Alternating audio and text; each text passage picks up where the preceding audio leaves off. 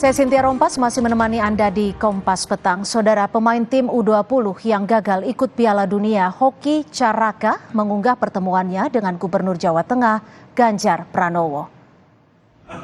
Oke guys, saya sedang bersama Pak Ganjar, sudah clear. Mana aja clear apa, gak apa-apa. Pertemuan keduanya jadi sorotan karena penolakan Ganjar terhadap tim U20 Israel mengakibatkan Hoki Caraka dan kawan-kawan harus mengubur mimpi ikut Piala Dunia. Clear apa, gak apa-apa, mana hebat kok ya. Dia anak.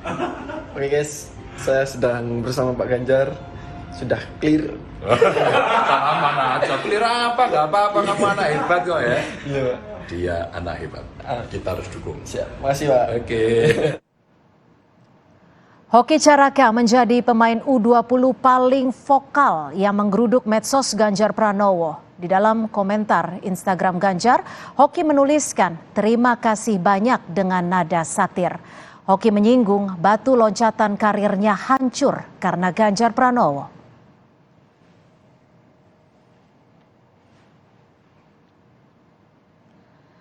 Setelah FIFA resmi mencoret Peru sebagai tuan rumah Piala Dunia U17 pada November mendatang, muncul rumor Indonesia coba menawarkan diri jadi tuan rumah pengganti.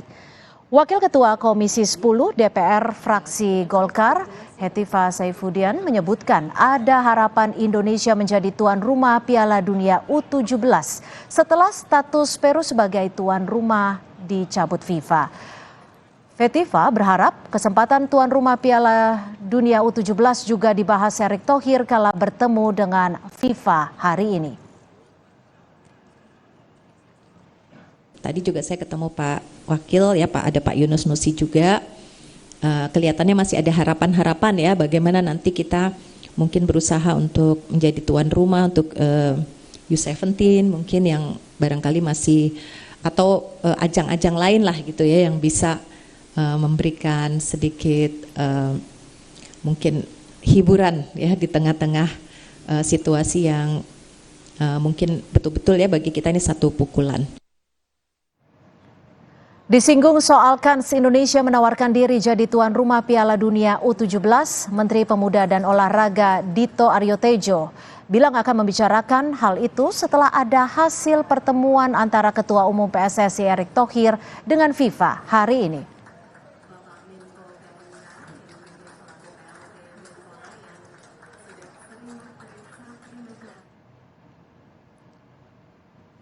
Sebelumnya, FIFA resmi membatalkan Peru sebagai tuan rumah Piala Dunia U17.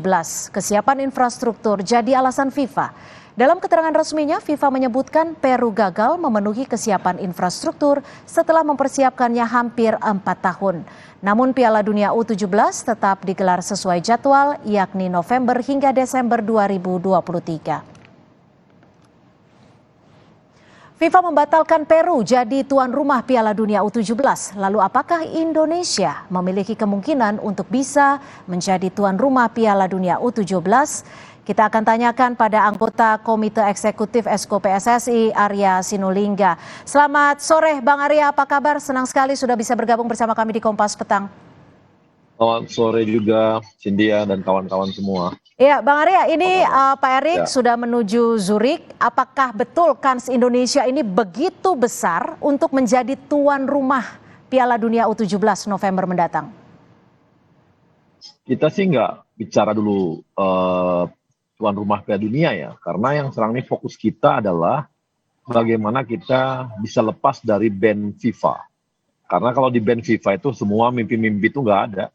Mau U17, bahkan SEA Games pun kita nggak bisa ikut main. Bahkan yang paling berat misalnya teman-teman PSM yang kemarin juara Liga 1 dan Bali United yang juara Liga 1 juga tahun lalu, itu kemungkinan besar juga tidak akan bisa tampil di Asian Champion ya.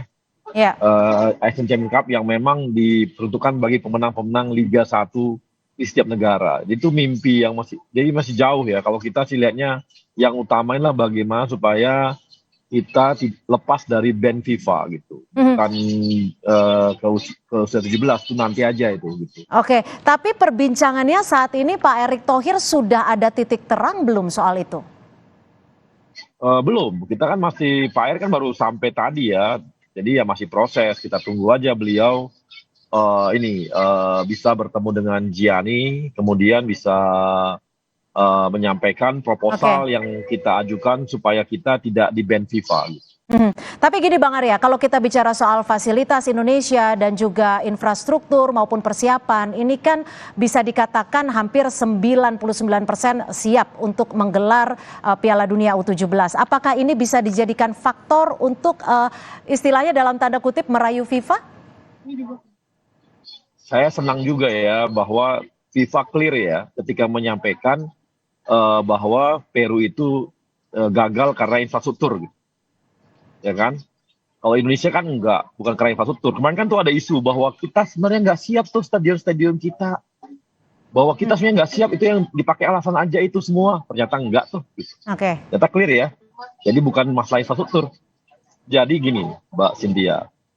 Kembali lagi, kita itu Peru itu nggak ada ini loh, nggak ada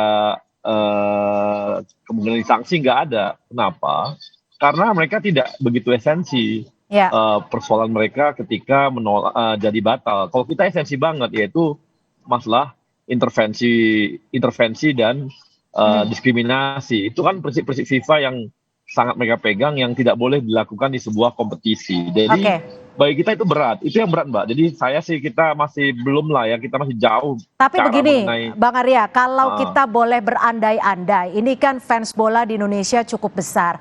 Dan ketika kita berandai-andai, memungkinkan tidak ketika U17 bisa digelar? Kita nggak mau ngomong andai-andai deh, Mbak. Ini hukuman kita ini bisa berat loh.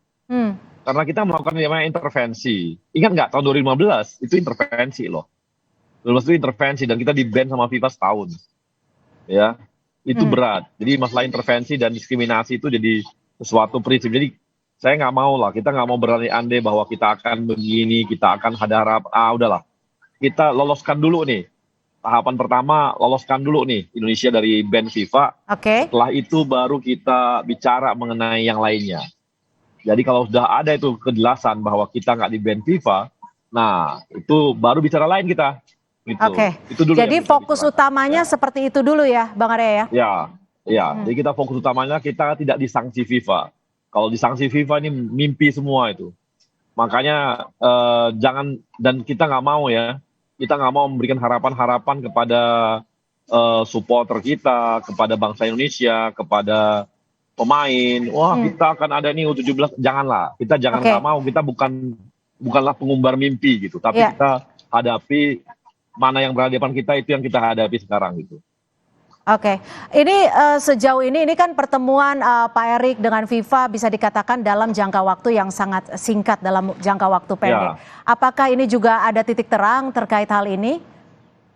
Karena belum bertemu, Mbak, jadi belum bisa dibuat apa. Tapi blueprintnya, proposal dan lain sebagainya sudah disiapkan ya, Bang Arya ya? Sudah disiapkan. Jadi gini, kita menyampaikan sebuah proposal blueprint karena kan FIFA itu bicara mengenai transformasi.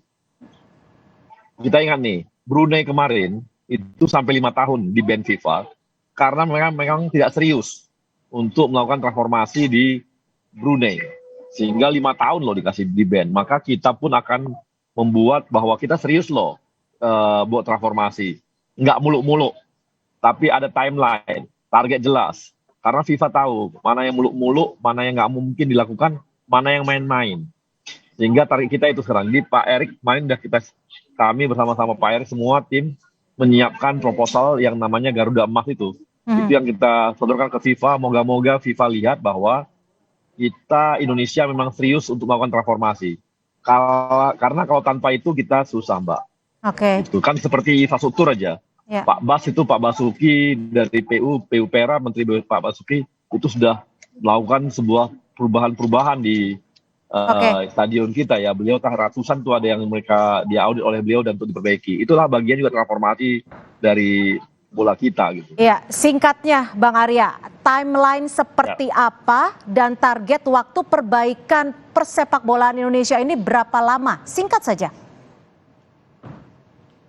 Nanti Mbak gini, dalam setahun ini udah ketahuan nih apakah kita di track yang benar atau nggak benar.